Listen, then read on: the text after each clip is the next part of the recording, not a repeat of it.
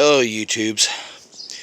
I know it's been a while since I posted my last video, but I've had a few complications over the past couple of months, and I know this is normally where I say welcome back to the operating ward, but I haven't been at the operating ward for a while because Frankie had a little accident.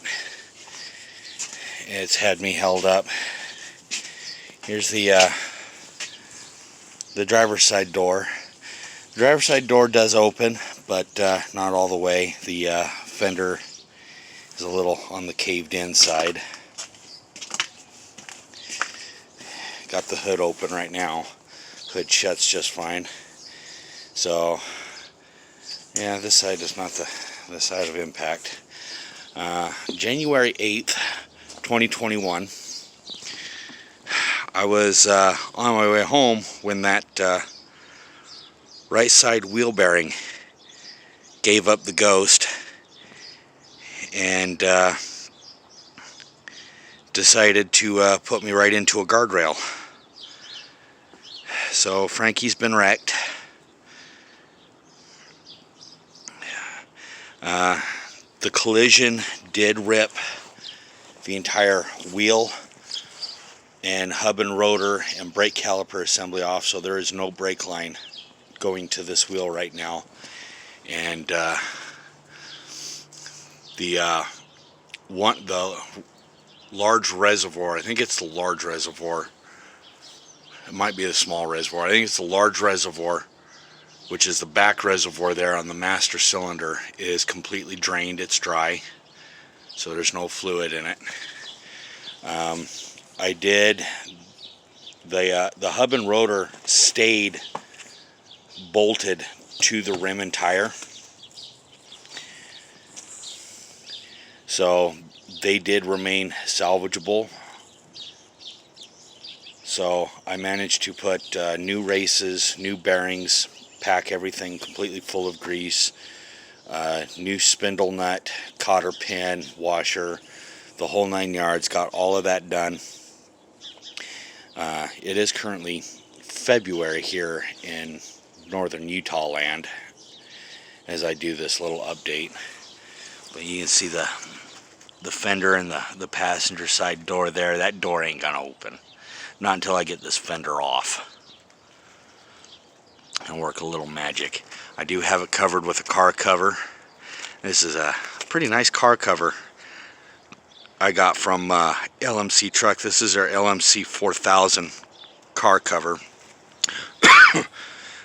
They have them for the single cab short beds, the Broncos, and the single cab long beds. This one is for a single cab long bed, so this will fit my 89 F250 single cab, affectionately called Old Floyd. Won't fit my extended cab though. A little too long for that, but you can tell the extent of the damage. This core support is done. The frame is a little bent. It's got just a little tweak right down there just behind the radius arm bracket, so I should hopefully be able to get that straightened out and hopefully get this thing up and going. The inner wheel well, the inner fender, is pushed up against the engine block, along with pretty much the air intake, the battery, and that's the charcoal canister that's pretty much butted right up against the alternator. Good thing is the engine's untouched. Of course, I haven't ran the engine at all since the night of the collision, so not gonna do a startup on that just yet. The radiator untouched,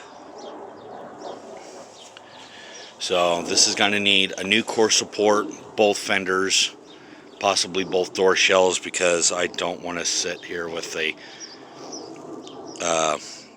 body hammer and dollies to try and straighten that all out. Also gives me a prime excuse to go ahead and replace this bumper with a new one. the whole grill assembly is going to have to be replaced. About the only thing salvageable is going to be this upper trim piece and that light bezel.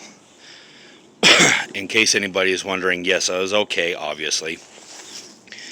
As far as my injuries, I was rushed by ambulance to the hospital. I wound up with a severely dislocated right shoulder and a broken left hand. That was the extent of my injuries. So the impact was bad enough to where it decimated the steering, because as you can tell where that tire is turned, and then take a look at the way this tire is turned. This one's turned in just slightly more than the other one.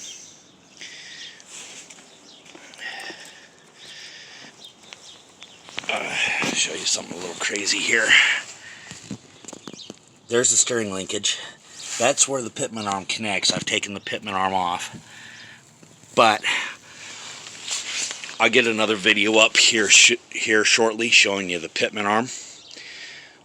What it's going to come down to is the sector shaft on the power steering gearbox sheared completely off. The other part of that sector shaft is still locked onto the pitman arm, so I've got to remove that, and then I got to change out this power steering gearbox in order to get the steering corrected on this. Now, because of that tweak in the frame, and it's also got a bent radius arm, those are also matters I'm going to have to address, but they are not necessary in order to get this truck moved over to the operating ward so that I can begin work on it. So my next series of videos is going to be on going through Green and Nasty, which is my extended cab F-250. I need transportation at this point, so I've got pretty much everything together to be able to go through the rear axle and brakes and keep moving forward from there. So I should have Green and Nasty up and going here soon. I plan on doing videos on that, and as soon as Green and Nasty rolls out, Frankie here will be going in so that we can start working on this little project, because this is a two-wheel drive truck, and I still want to convert it to four-wheel drive and give it a lift, a better engine, better transmission. So it's all going to have to be completely tore apart. So, trying to see where my timer is. There's my timer. So this is just a short little update video. Let you guys know what's going on. I'll get this posted probably here a little later on tonight or as soon as I can. But I'll be working on a few things, and yeah, be up and going. I should be getting ready. I got to get my wife's truck fixed here over the course of the next couple of days. Her truck's down right now with a bad water pump and possibly a blown head gasket, so I got to get that fixed. I'm going to have some help doing the water pump just so that I can get it down to my mechanics so that they can deal with the heads and the head gaskets and do the oil change and whatnot. And yeah, hopefully her transportation will be up and running again. She's got a 98 GMC Sierra C1500 with a 5.7 liter 350 Vortec, and it's been having some overheating issues and draining the radiator. Just sitting, it will drain the radiator from full down to a little lower than half full in just a couple of hours, and it's not leaking it out onto the ground. I have pulled the dipstick, and it does have a little bit of milkiness to it, but I suspect that coolant is going somewhere else, probably flooding the combustion chambers. So it's going to have to be flushed. And I'm hoping to have it up and going here real soon.